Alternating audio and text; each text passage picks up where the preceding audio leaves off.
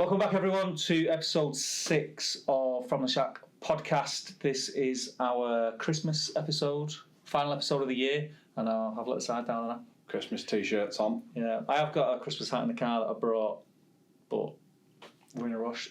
Yeah, I'm not really into a Christmas hat. I mean, I went as far as a t-shirt. Yeah. My dad gave it me a few years ago. It's quite funny, really, because it actually looks like I've got my dad on my t-shirt. It does look very John-like. Yeah, Butcher John 1 on a t-shirt, basically. It's merch, that, mate. Merch, yeah. Merch, put it on I a wonder if they asked him before they put him on.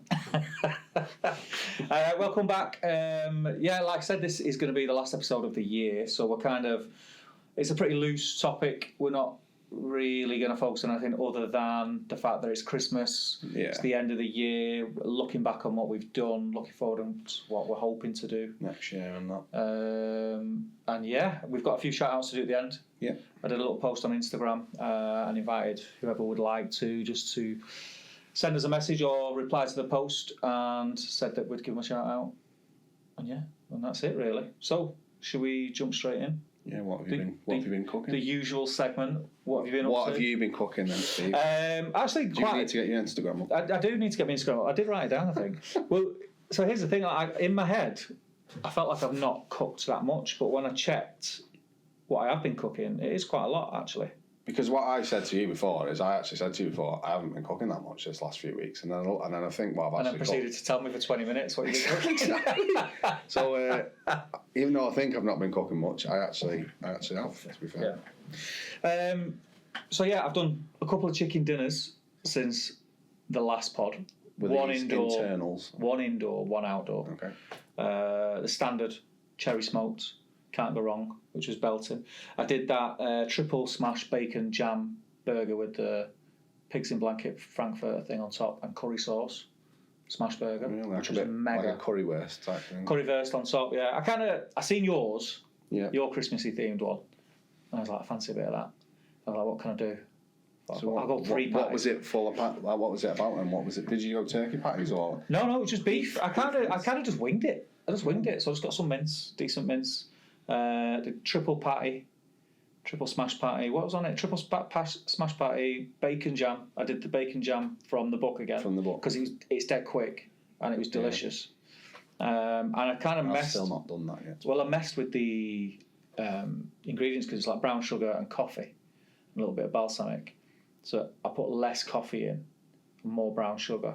Because I think I prefer my bacon jam more to be sweet than savoury. I've never made bacon jam. Yeah, it's good. I need to, but I haven't. Yeah, that's a really good one because it's super, super easy. It takes about 20 minutes. Done. I might do that, for like Christmas when we're doing like cheese and stuff. Yeah, that might be quite good. I had loads of it left and I had it on like toast the next morning for breakfast. My missus was calling me a mingo. I mean, I would eat it for breakfast. I would eat anything. It was cracking. So I've done that. Loads of pasta. I just wrote on my list lots of pasta because I've been eating lots of pasta just because I've been working like a dog. I've been coming home and it's just easy to do. Not doing your own pasta, obviously.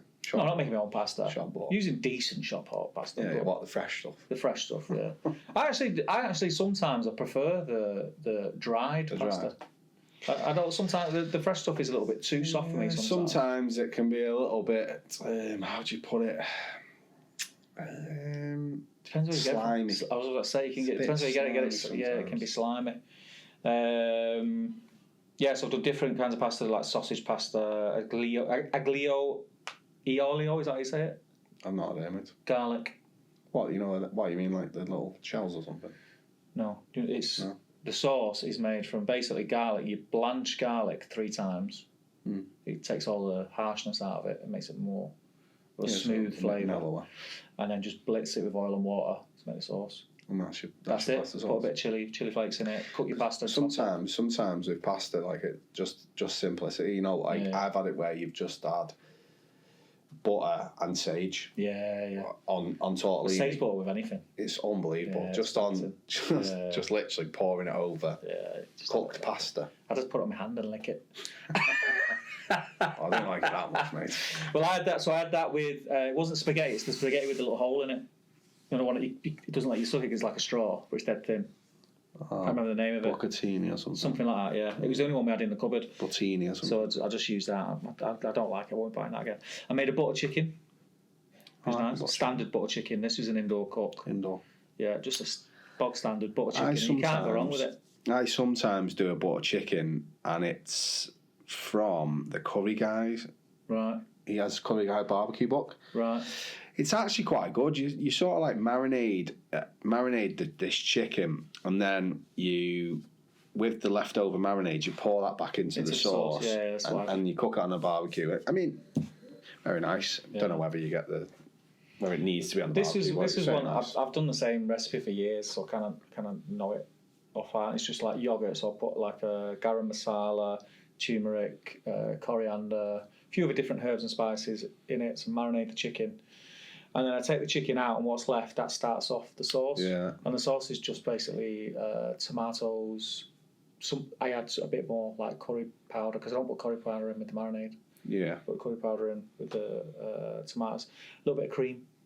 Well, this one, it does, what you do is you blend like all the onions up.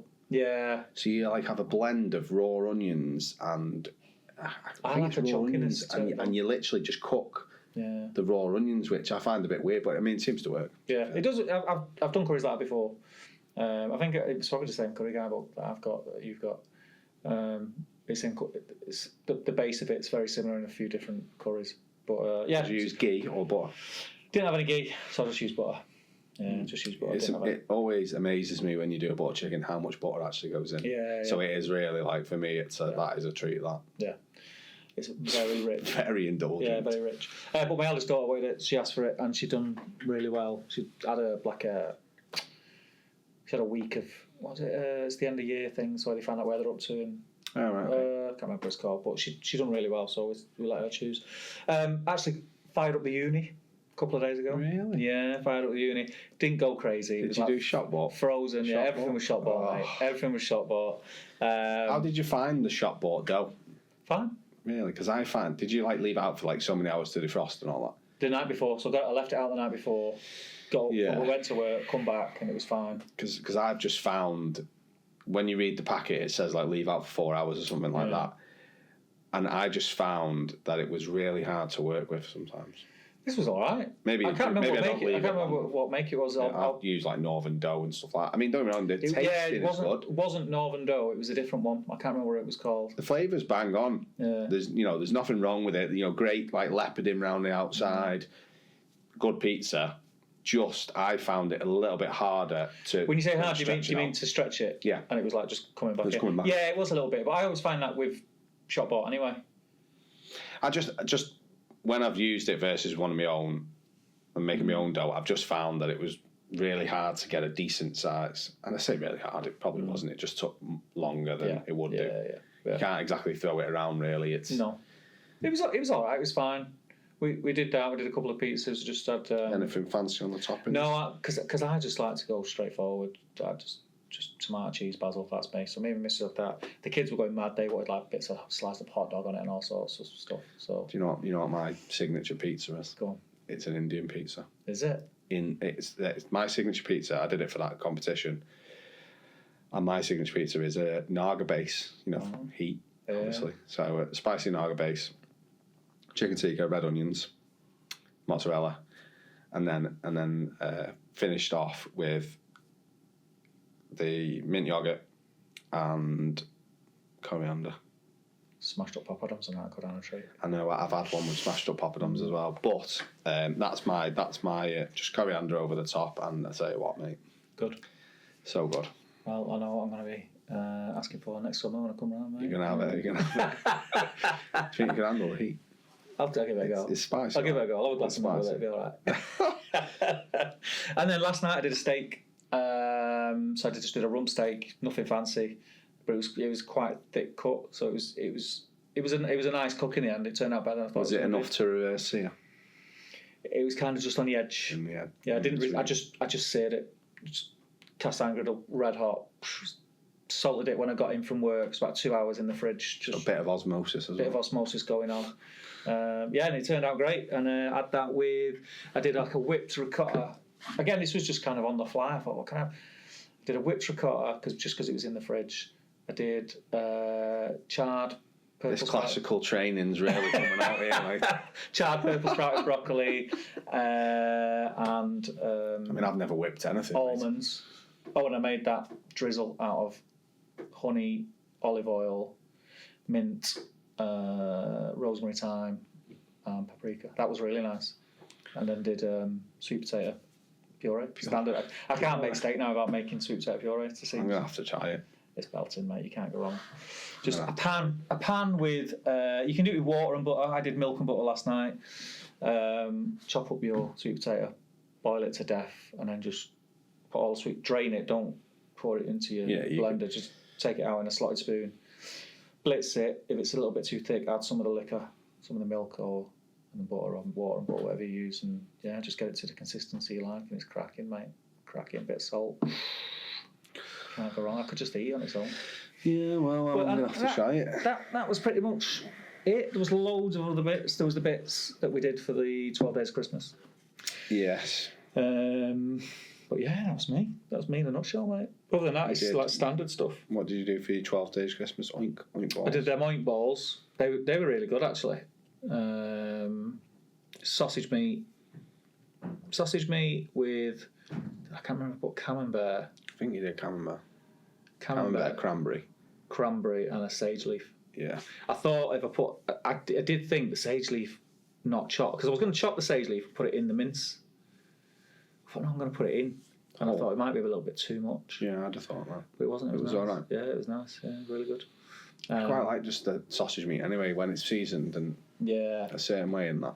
It was really good. Turned out really well. Wrapped in bacon, obviously. And then I did another, like a sprinkle dust for the top, which, what was that I put in it now? That classical coming out there. Yeah.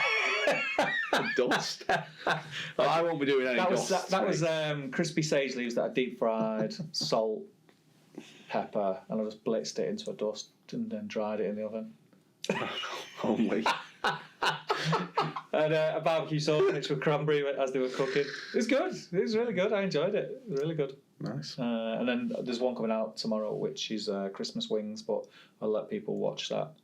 Oh, actually, this will be released after it's out. Yeah, so it's Christmas. What did I do with Christmas? I can't remember. I made like a glaze with cranberry and honey, I think. No purees. I can't remember what I did now. No dusts.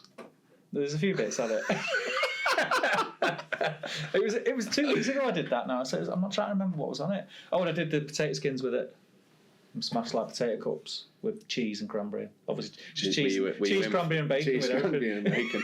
Were you influenced from people on Instagram with smashed potatoes and stuff? Well, like I think you sent me something. Did I? And I thought that's a good idea.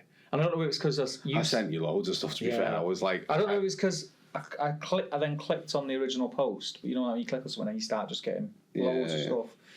And I've seen someone did basically you parboil some new potatoes and then you get like a little cupcake tray, non-stick cupcake tray. Put your potatoes in and then smash it down so it creates the cup. And then put cheese, cranberry, and I think bacon or something in it, or sausage. I think I've tried to do something like that before, but I'm sure my potatoes just fell apart. Yeah. So I don't know what I did wrong. I mean, I can't. It was a while ago.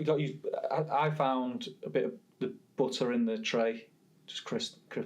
It was more when I smashed them. They sort of just fell apart a bit. Did you not smash and? You had to smash and twist, otherwise you end up smashing.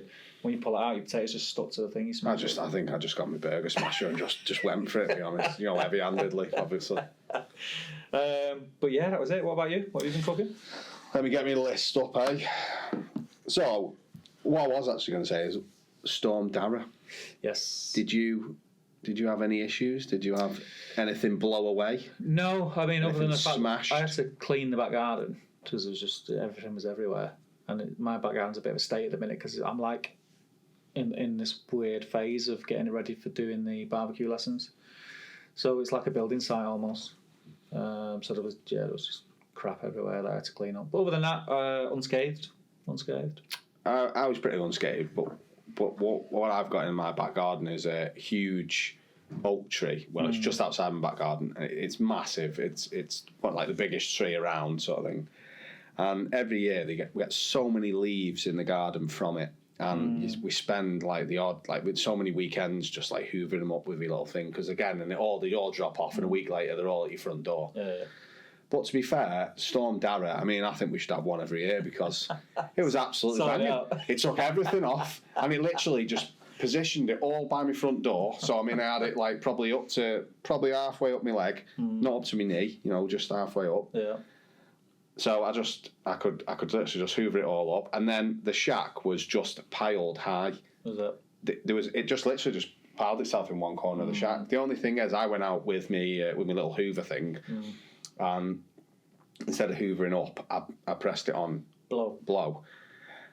And literally the whole shack was just all the sides, leaves everywhere, and I was like dust everywhere. So, but yeah, no, it made it quite easy, to be fair. So literally in a few hours, I got it all up. You got to be careful with stuff like that, because if you don't clean up leaves when they're falling off trees, you get a lot of critters. Do you? Yeah, apparently they love it because they can scuttle around and not get seen. Well, And they hide in it and create little dens in it. Yeah. So if you've got a big garden full of trees, clean up your leaves. Well, I've still got a few to clean up. Might get in your loft. Yeah, don't get in your loft. You might have to get in your loft with owl noises, mate. Yeah, again. Did you see that Lad Bible actually? I was going to say, should we bring up the Lad Bible scandal? Yeah, I'm going to send him a strongly worded email, I think.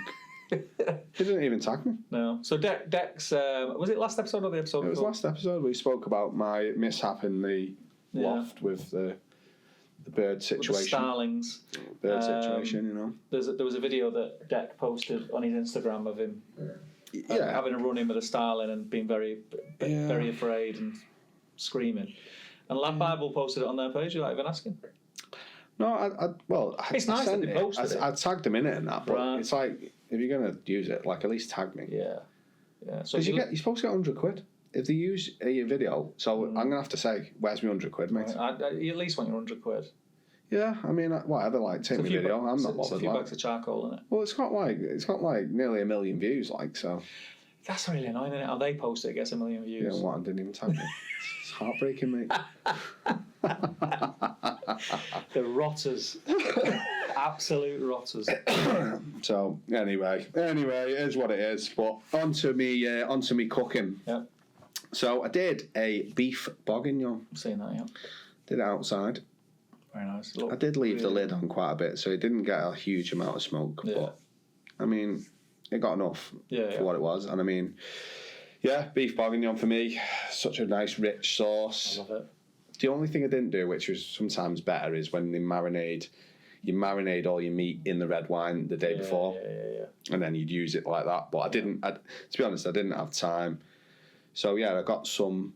Pretty sure I got some short ribs and some shin beef. Yeah. Short ribs, shin beef, and just lobbed it all in there. Lobbed it all in the pan. Well, sort of charred it first, then straight in a big Petromax Dutch oven. Yeah. Standard bourguignon, Standard bourguignon. You know, load of wine in there. Stock, celery, carrot, wine. Don't think I did celery, carrot, onion. To be honest, I can't remember what I put in. To be honest, and then at the end, towards the end, for the last say 45 minutes of cooking, I cooked some chestnut mushrooms in some butter, and some like baby onions. You know, like the pickly onions. Yeah. And lobbed them in for the last charred them all in the pan, and then just lobbed them all in. Yeah. Really, and I've just finished off with a sprinkle of parsley. Nice. Really, really good. It always amazes me every time I have them little baby onions that when you eat them, it actually tastes like pickled onions, even though they've not been pickled. Yeah, but there's two types you can get. So you can get the ones that like, what are the other ones called? Actually, sorry, they weren't baby onions. They were called pickling onions. Well, you can get I think they're called pearl onions as well, and they're nice if you get them. And I only do this when I do beef bourguignon, and it works really well. Is in a pan. Put a little bit of water, only about this much. Water, sugar, pour them in, and just cook them down till the water evaporates, and they get all like sticky and sweet. So I just charred the outside, really. Yeah. Oh, so nice. So so then they were like whole. Yeah. That's how I do them. So the sort of left hole in the beef bourguignon. So we had that. I had that with some mashed potato. Nice. Pretty good. You know, just standard mash. I always think with beef bourguignon because I always have it with mash. I liked it with mash. Some people have it with pasta, don't they? Rebecca doesn't really like mash that much, so she had it with just like crusty bread. Which is nice anyway. So you dip French bread. Dip in it, all that. Do you think the French call it French bread? French baguette. Can I have a French baguette, please? just a baguette. Or just a baguette, yeah. Or just bread. I wonder what an English bread would be to them. Something not very good. Yeah. So I did that, and then I did some burritos. Nice. Yeah, I quite like the burritos. I've never done burritos, you know. Yeah, I mean, what I did was I charred all the chicken on the barbecue, chucked it to one side, and then cooked like all the onions and peppers and stuff in the pan, all on the barbecue. And when that was cooked, there was some spices and stuff in with that, and some Mexican spices and stuff, which I did my own little burrito seasoning with, like Mexican oregano and all things like that, a few bits like cumin and stuff like that. And then I added the chicken back in with a little bit of water and then some refried beans. Now, the refried beans it keeps it together. Right. So you sort of cook the refried beans for like 5 minutes or so, and it makes like quite a thick sauce. Not too thick, but not too watery. Yeah. So it does really well. So then I just put me wraps out. So just white wraps out, and then it was just I layered it with the mixture with the chickens and the refried beans, cheese, rice. To be honest, I just done micro rice. I couldn't be bothered. Just literally just Mexican microwave rice, straight in, wrapped it in foil, and then put it back on the barbecue in foil just to sort of like crisp them up really. Yeah. So 15 minutes in the foil. Yeah. And then, to be honest, I did my own fire roasted salsa as well. Nice. With a Scotch bonnet. You know, because I like me heat. Yeah. So yeah. Is it in your house? Is it just you would have the heat, or is your missus and your kids? No, Rebecca does as well. The kids won't have the kids. Every time I say to them, "Try this," they'll go. They'll just know it's spicy, and they'll go, "No, I'm not eating that, Dad." No, you did this to me last time. So no, I did. What I did, to be fair, what I did was I roasted fire roasted me onions, me tomatoes, one garlic, and then I did the Scotch bonnet as well. But to be fair, I did take the seeds, like quite a few of the seeds out. Yeah. Just to be honest, I don't want it ridiculously hot all the time. Yeah. But again, I just like the flavour of a Scotch bonnet. I've said it before that one of my favourite chili flavours is a Scotch bonnet because of the sweetness and that. Yeah. So yeah, all that in with some squeeze of lemon juice and that, and a few bit of salt and pepper, and yeah. To be fair, the freshness of that, I think it's pretty good. I just did like maybe probably not as well presentated as you, but I just did just a little bit of a line across. I've seen that. Yeah. Did you like that? Yeah, it's good. Fancy. Yeah, the other side, it was all dripping down though. So yeah, no, I did that, but again, all cooked on the barbecue. Yeah, they did look good. I'm gonna have a go at burritos. I like them. I've had burritos and I like them. I've just never. You not like enchiladas? I love enchiladas. Yeah. Again, it's almost like a burrito, but you're just putting it in a tray and loads of cheese on it, and then just baking it off. Salsa and cheese. Yeah. I quite like Mexican. I don't know food. why I've never done one actually. I quite like Mexican food. Yeah. Yeah, quite like it. Yeah, I'll have to give it a go. So yeah, and then I did. We should have done a Christmas burrito. Well, we still can do. If you want. Oh, we're giving it away now. Peek behind the curtain. Yeah. No, let's stick to what we planned. Yeah. Okay. So I did a bit of a veggie dish. I don't know if you can call it a veggie, but I mean it was like halloumi on a wrap. Oh, yeah. With a bit of rocket, like. So, I mean, that's as veggie as I'm going, really. Yeah, it's veggie. Cheese. Yeah. It's not vegetables, but I mean, it's not meat. Yeah, it's not carnivore. I mean, it's not vegan. vegan. It's quite nice, to be honest. Stuff like that for me. I did it internally. Did it on the internal. I wasn't firing the barbecue for that. The weather's been. I mean, I'm an all-season griller anyway, but the weather's been crap. It's just been cold and wet. Exactly. Windy, and so yeah. When you get in from work, it's tough to motivate yourself.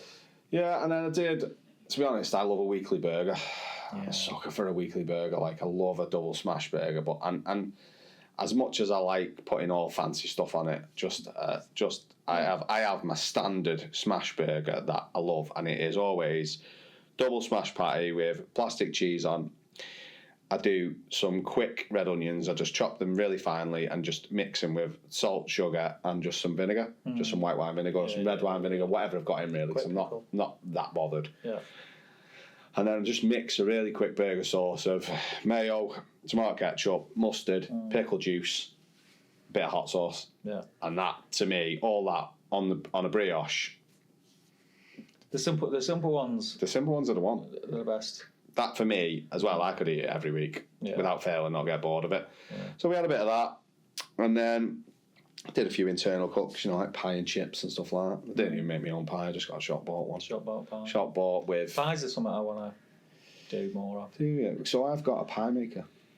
Right. It's literally you get this. It's like like a toasty maker. Yeah. I think I've seen them. Have you seen them? Yeah, They're actually really good, Yeah, Honestly, I've done a few where I've done like brisket and jalapeno pies and stuff like that. So brisket, mozzarella, jalapenos, and all you do is you just get some shop bought pastry, and you have like a cut out mold, and you literally you have a top and a bottom. Yeah.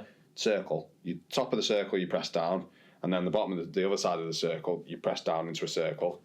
You line it, and then you fill it. You put the lid on, and then you close it, and in 10 minutes you've got a pie. And they're perfect as well, I love a pie. They're absolutely perfect, mate. Honestly, I've made a few pies. There's a few videos on my YouTube channel.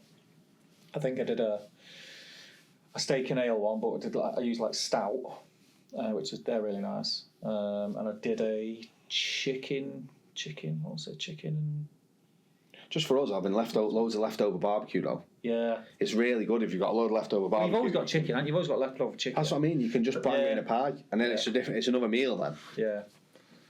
So yeah, I did a bit of that, and I did some new potatoes with some tender stem broccoli, and I can't remember what else. I think it was just that was it really, but. I did use some of Liam's Catering Butcher signature seasoning on the potatoes. I heard, yes. And again, though, he kept saying that it's a taste sensation and all this, and I thought, how good can it be? I tell you what, mate. I couldn't believe how good it was. Well, that's a great seasoning. Flavour. It's the base of all the stuff that you use a lot. So it's But it has garlic, coffee, salt, pepper with a bit of everything else. It has like coffee and stuff in.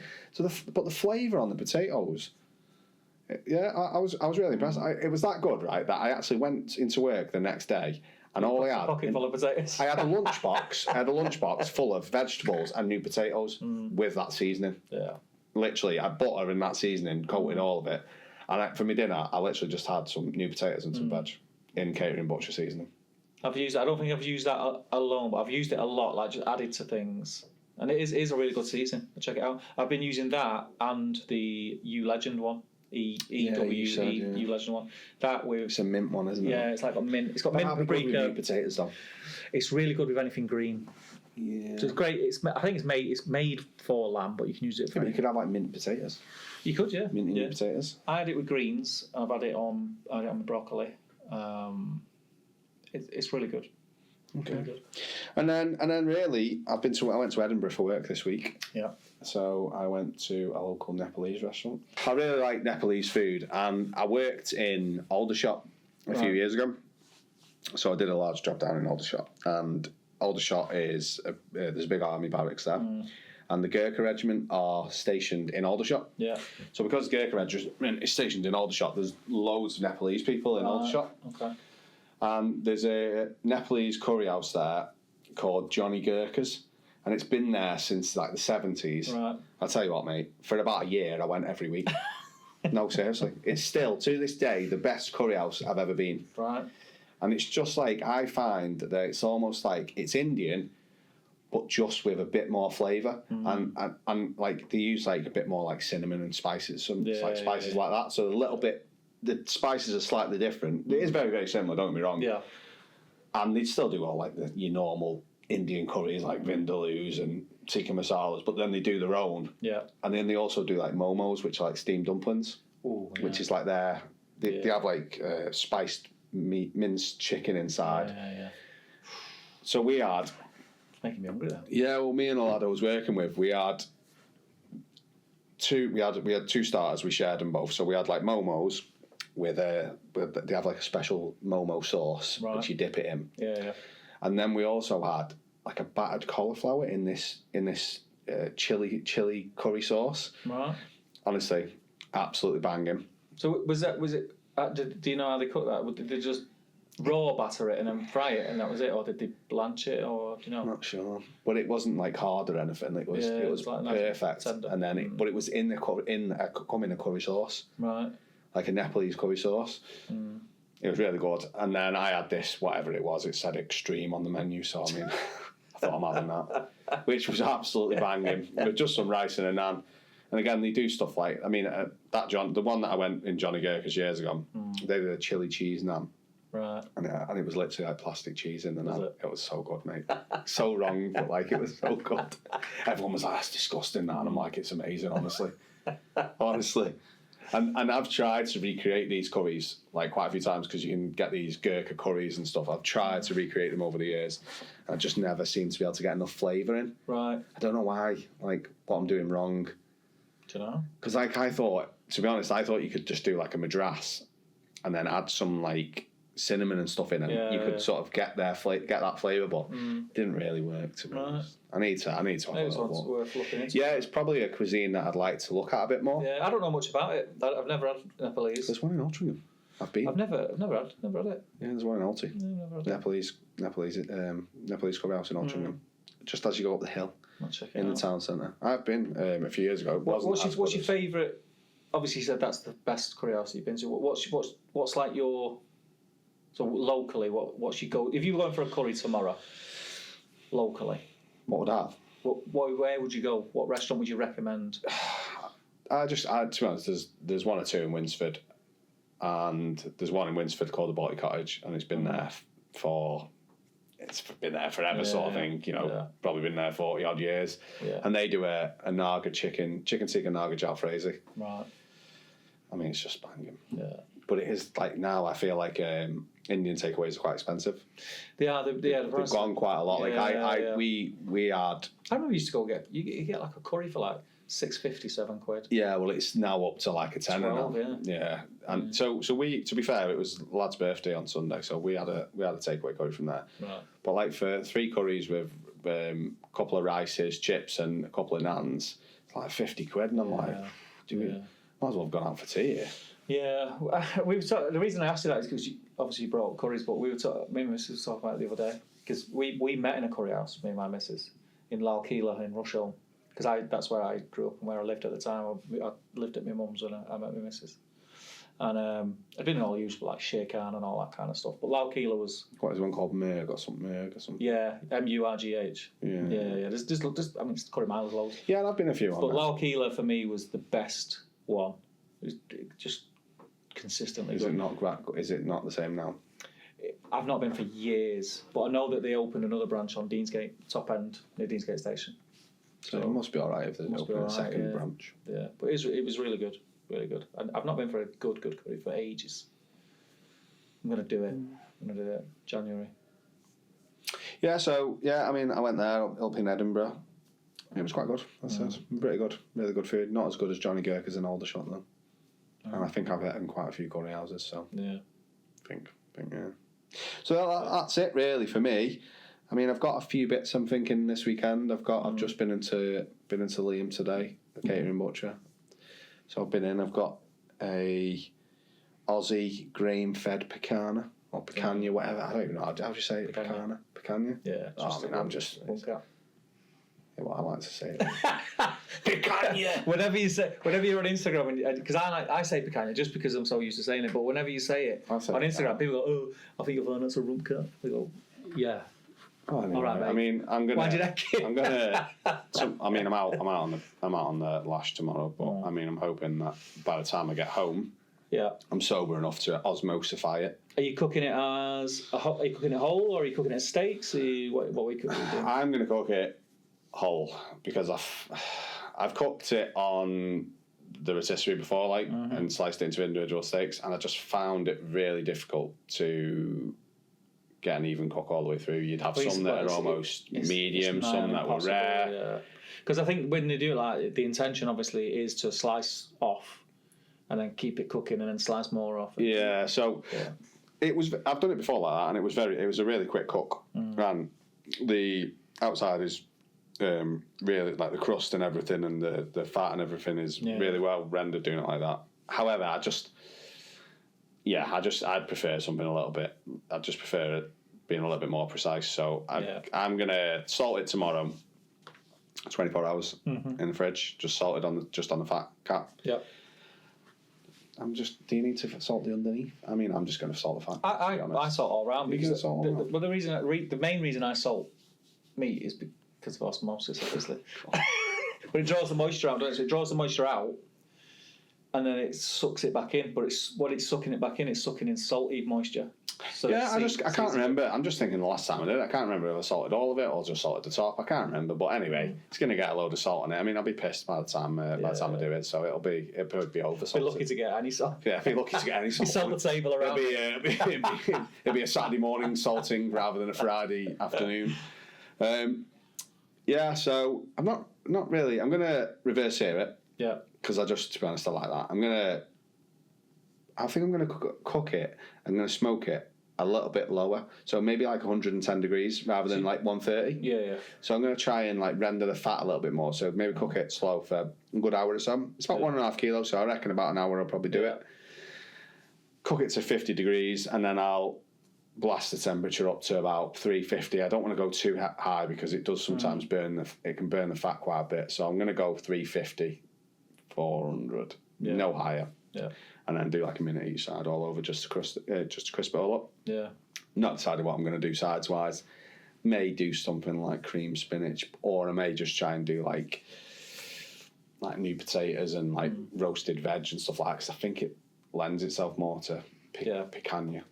It's we'll talk about it in a minute when we're talking about things that we're cooking over Christmas, because that, weirdly enough, I'm doing picanha for New Year's Day. On New Year's Day. You're going to do it as a roast? Very similar to you, but I'm doing it as more of a roast. But I'm gonna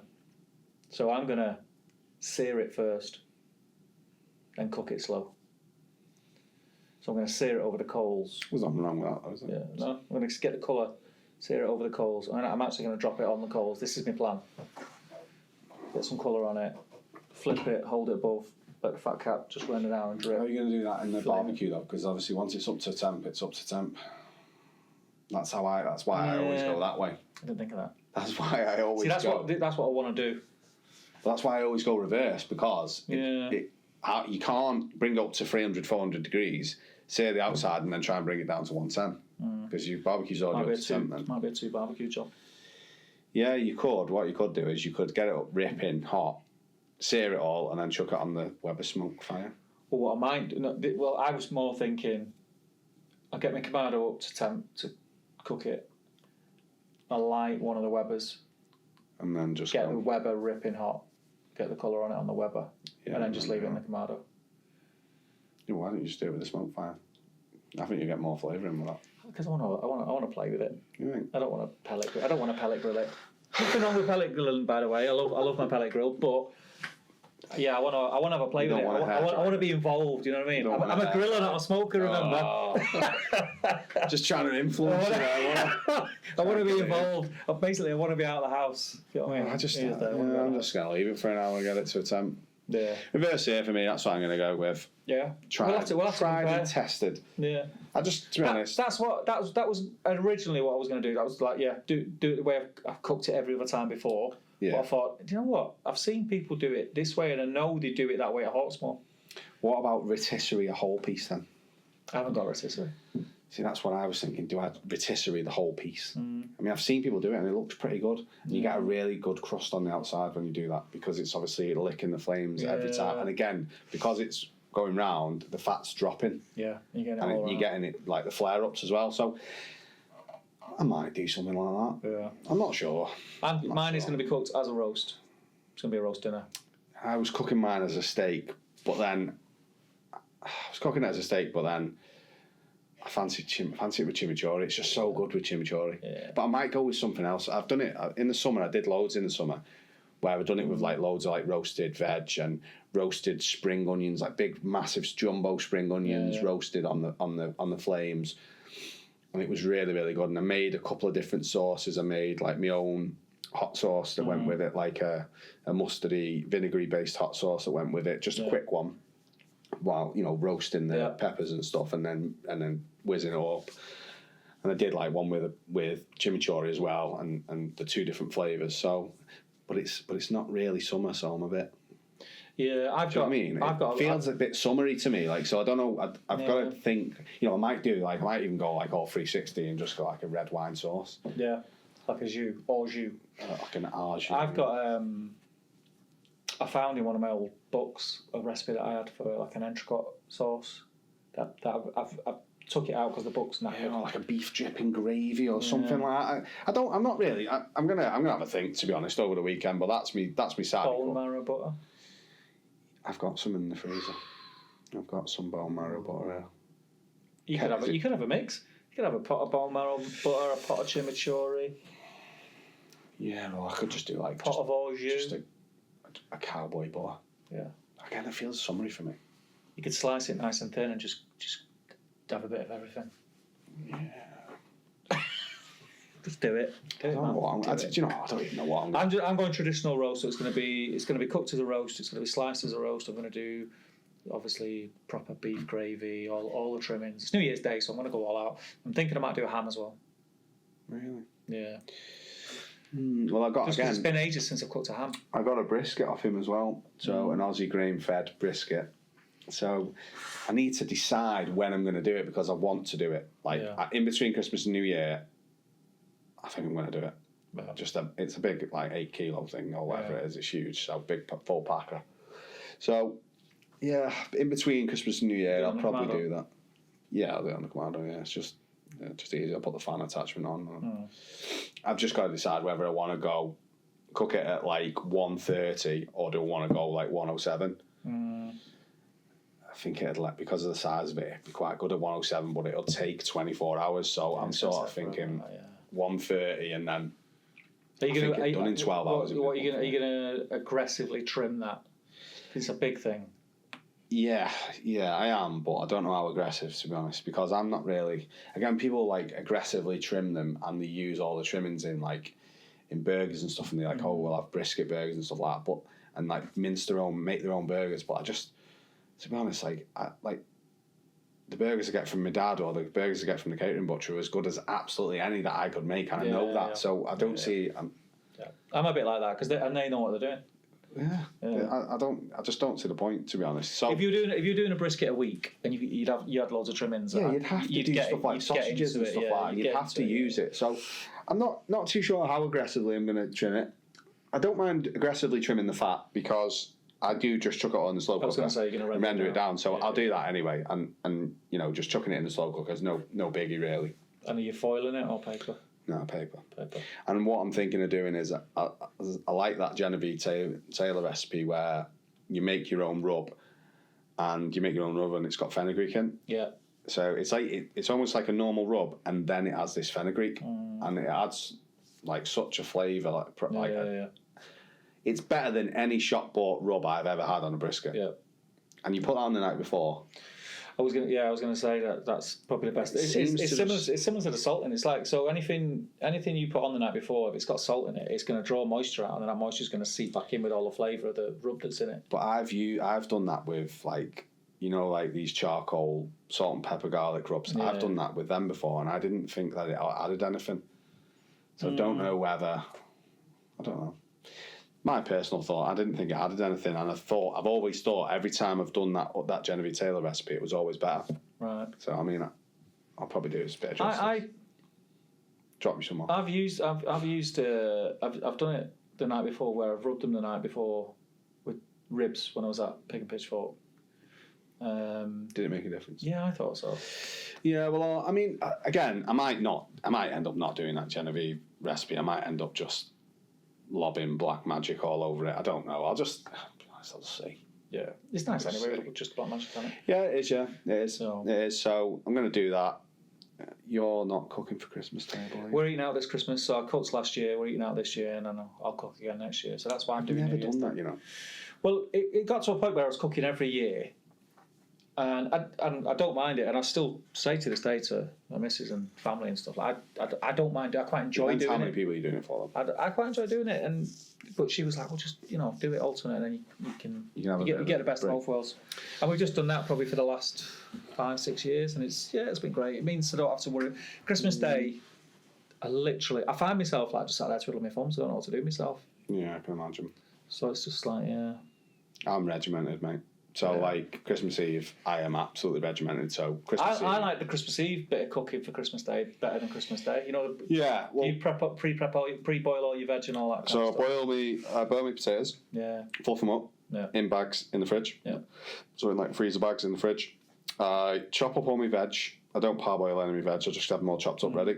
I make, like, a get-ahead gravy, like Jamie Oliver does a get-ahead gravy with all, like, chicken wings and stuff like that, and mash all the bones down. I'll do that the night before. Yeah. So everything like that, I'll do me Yorkshire pudding batter. Yeah. And then I'll even... cabbage? No, I don't think so. I'm going to just have sprouts, carrots, parsnips. Yeah, I love red cabbage.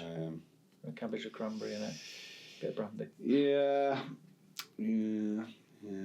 No, I don't... No, I've got a few different bits, so I'm going to like sprouts and stuff like that. Again, all I'm going to do is chop them all, wash them all the day before, and then into freezer bags in the fridge. How are you doing your sprouts?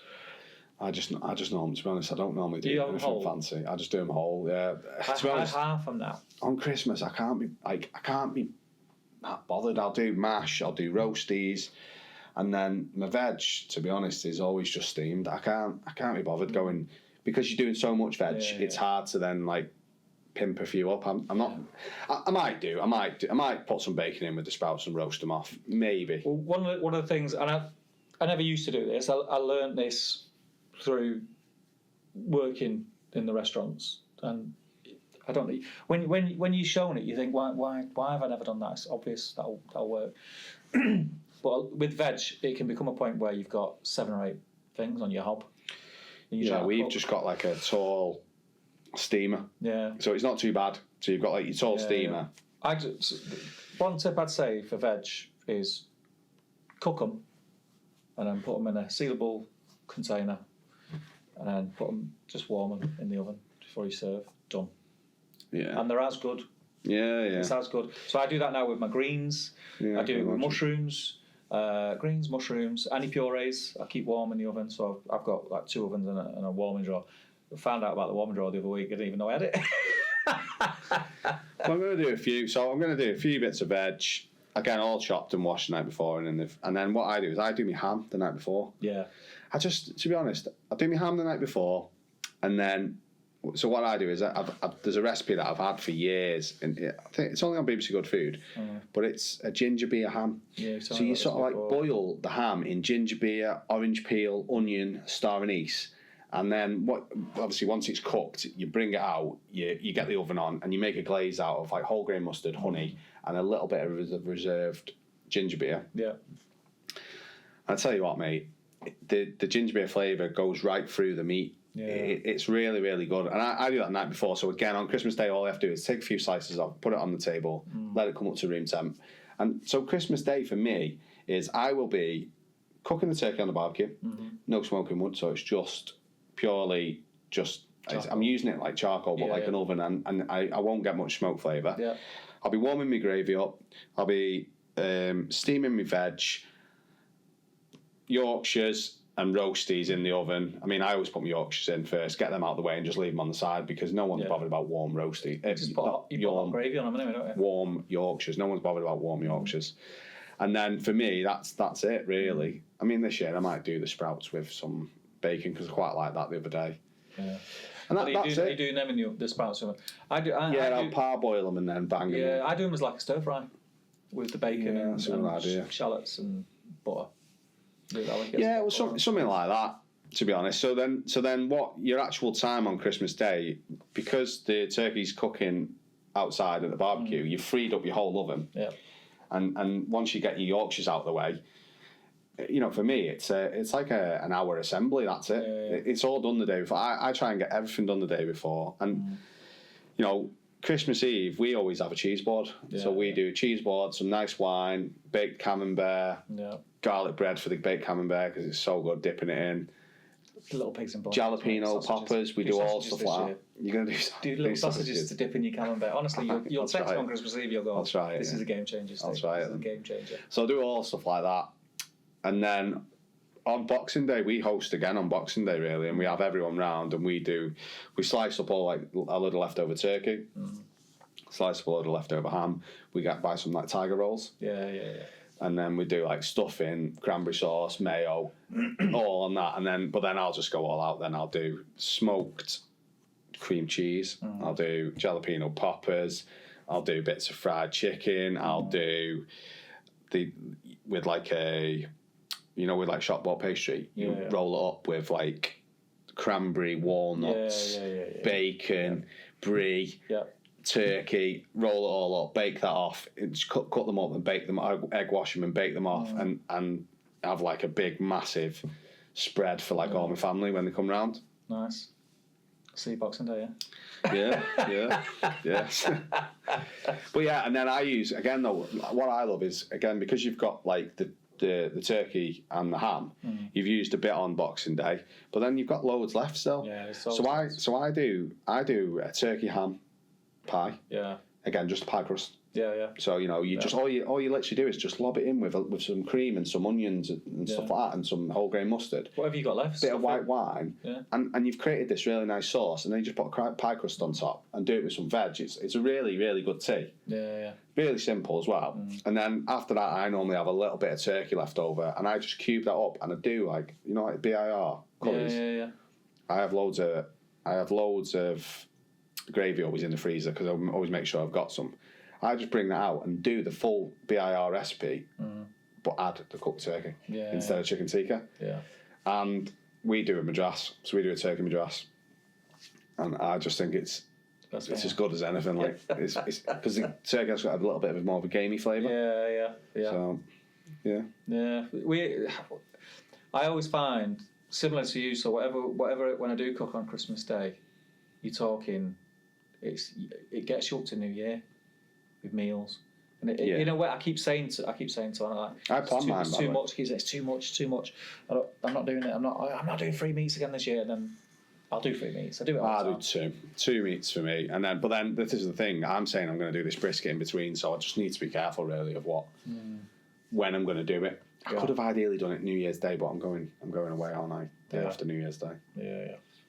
If you need anyone to eat that brisket for you, then just give me a shout. Yeah, we'll do it, I mean, I'll drop you some off if you want, mate.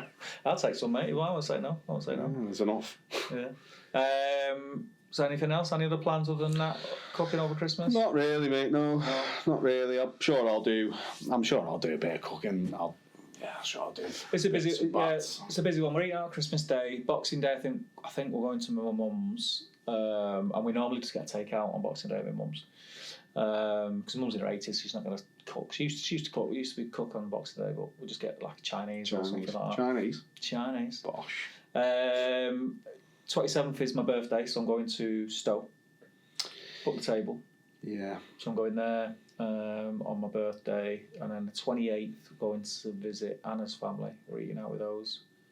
Just a lot of eating out over Christmas. We may as well approach the elephant in the room. If the sound sounds slightly different, it's because we just had to change mics, so apologies. All I was saying was Beck's birthday. Yeah. New Year's Eve. So normally we go like Hawksmoor or Gaucho or a nice steakhouse. But this year she wants to go out in the afternoon. Yeah. So we'll see. She wants to take the kids out, and she said maybe brunch or something. But I mean, I'd like to go Hawksmoor, but not Hawksmoor. Sorry, Flintlock. But whether I can take the kids. Yeah. We had a chat. I think this year because we've not ate out a lot this year. Yeah. Me and Anna. We normally do, and I don't know. Life's just been busy. Anna's really busy with work, and it's hard. I've been working most this year in restaurants, so I've been working at the times when you like to go out. But that's it. So I think what we'll do is one of the things we did say that we wanted to do was kind of a look back at 2024. How we think it was for personally. I think I may as well jump in, and then you can tell us about yourself. So it's been a massive transitional year for me, I think. Like working, going from the building trade to hospitality, working in kitchens and stuff like that. It's been a massive. eye opener. I've learnt loads. I've loved it. It's been difficult. And I think, it's put me in good stead going forward for what I want to do in 2025. But the things that we have done, I mean, I've cooked loads of things. We've got a podcast. We've done loads of pop-ups. We've done loads of pop-ups. Took over a restaurant. Yeah, and just more of the same for me, but better, bigger, better, with bells on. I think that's what I think. 2025 for me is going to be the year that. I want to hone the podcast. I want to make the podcast look and sound a little bit better. I want to up my game on the pop-ups. I want to do more things like supper clubs and look down the finer side as well as sort of your Texas barbecue side. Fine dining. I just think there's a niche there that needs to be looked at. What about you? No, this year. So last year I did quite a lot of pop-ups, but it was more with Kamado Joe doing, standing outside the garden centres and stuff like that, doing sort of barbecue demos more than anything. And I've only done one this year, I think. I did one in Knutsford this year, and so this year then, instead of doing barbecue demos, I did more pop-ups with yourself. Yeah. I mean, that was a real eye-opener. That first one that we did, I remember thinking, what on earth am I doing here? Like, this is horrendous. I mean, and I can't, to be honest, it's opened my eyes of how hard it is actually working in the kitchen and stuff like that. Yeah. And it's real hard graft. And I was surprised how I didn't like not enjoy it or anything. I just was surprised how demanding and how hard it was and how tired I was at the end of the day. It went really quick, but I just felt like I was in machine mode. Yeah. I felt like I literally head down, and I felt like a robot, and then we're finished. Yeah, that's what I felt like personally. It's so busy it goes quick, but it is demanding. You're on your feet constantly, and it's not like you're shuffling around. It's a weird. It's hard to explain because you're on your feet, but you don't get to stretch your legs, so to speak. Yeah, but I mean, I enjoyed it. Really good. I mean, for me, just the same again next year. I enjoyed doing a few pop-ups. I mean, I actually quite enjoyed the fact of realising, well, actually, do you know what? If I ever needed a job, I could actually go and work in the kitchen. I could actually do this as a living. Like, it wasn't like, it was quite good.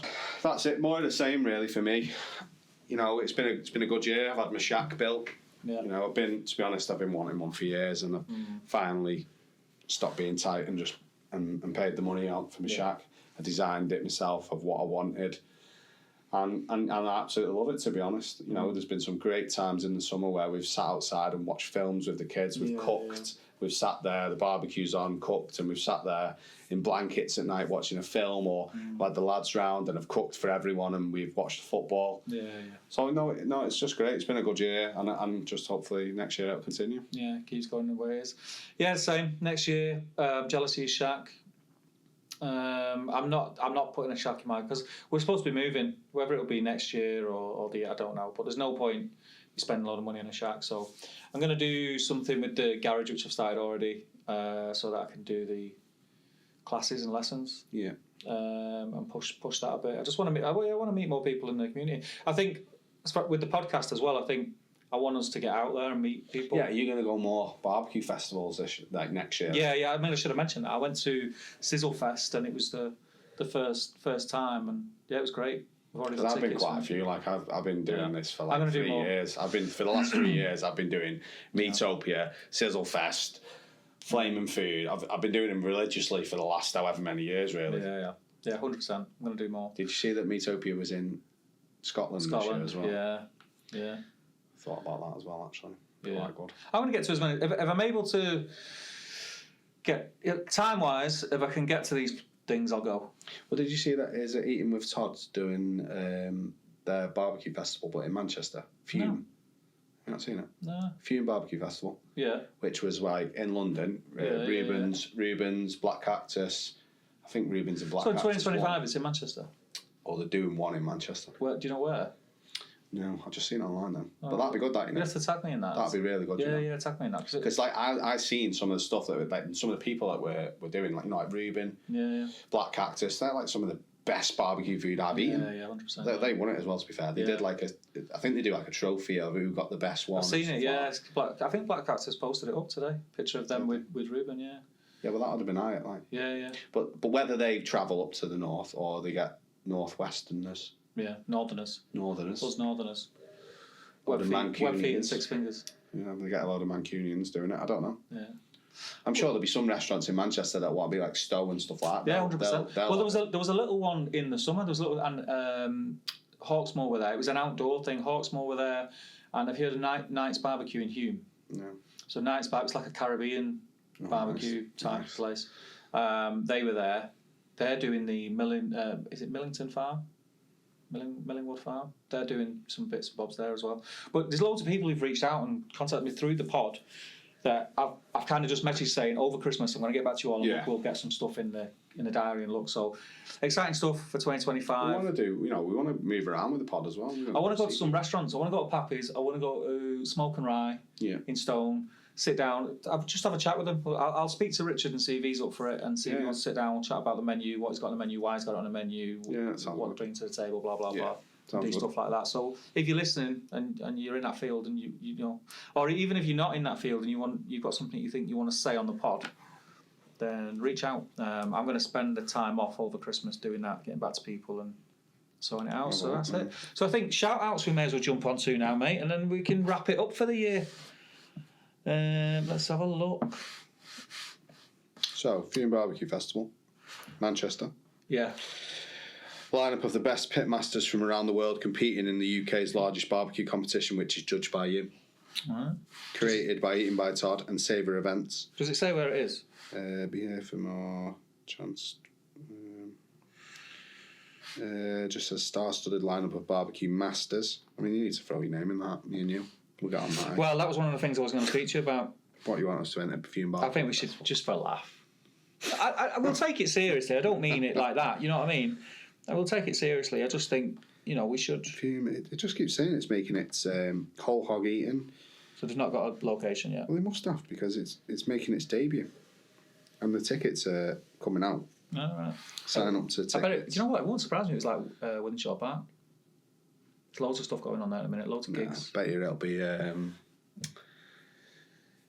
Deansgate on Cassfield Bowl. That'd be a great location for it. It's a bit small though. No, but it doesn't need to be huge, does it? Yeah, it's a bit small. You think? Yeah. Right, let's jump onto these shout outs.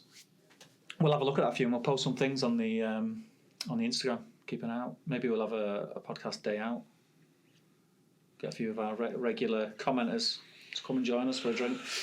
So we put a post on Instagram just saying anyone who wanted to do a shout out for the end of the year to anyone or themselves or whatever to do that. Butcher John was first, straight off. Straight out the blocks. He said, what about a shout out to all the hard working butchers? And I think that's a fair shout. Yeah, it is. This time of year, Liam was telling me how many orders he had to process. Yeah, well, it was a lot. Yeah, well, I spoke to my dad the other day, and they're working 7 days, and they're putting some serious hours in. Yeah. And again, I seen Liam this morning, and I sort of waited to speak to him, but I mean, the amount of people that were going through that shop, it was unbelievable, man. I've got to see him on Saturday. I think that might be a bad move. I probably won't get a chance to speak to him. Yeah, I don't even know whether to, I'd say go early, but then everyone will probably think the same. Yeah, I'll just have to grab hold of him and give him a big cuddle and big kiss on the lips and see what happens. That's been my motto in life. And then Liam has commented. He said he seconds that to John, and he also says, Butcher John's comment. Yeah, he also says, I'd like to give a shout out to all my customers, all the ones who are helping with support and support myself. I can't thank you all enough. That includes you two. Big love, heart, and high fives. Cheers, Liam. Likewise, mate. You've looked after us. Yeah, definitely. Loads lately, and it's been great to get to know you more and work with you. Yeah. Hopefully, more to come in the future. Yeah.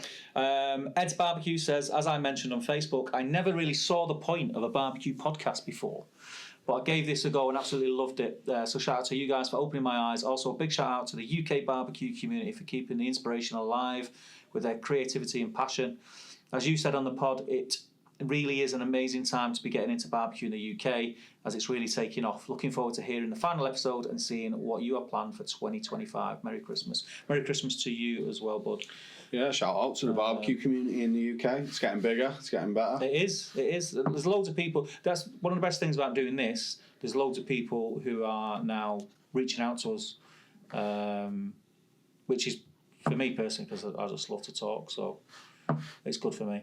And then we got a private message. Who was the private message off? I did write on there. It was Sean. Sean Delaney says that he can't wait for the pod.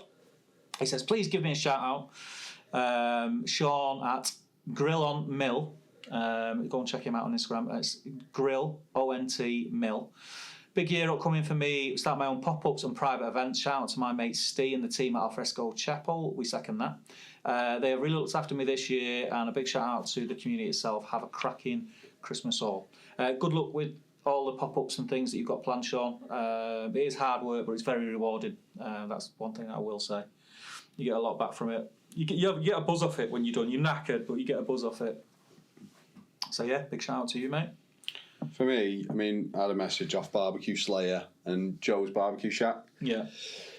Yeah, they're starting the competitions. They do quite a few barbecue competitions, so they're starting them competitions up again in January. Yeah. So they have great prizes, to be honest. You know, you have a bit of a fun cook, and then you vote on there, and whoever gets the most votes wins. And they have some great prizes, to be honest. I mean, I stepped in once. They sent me a message saying,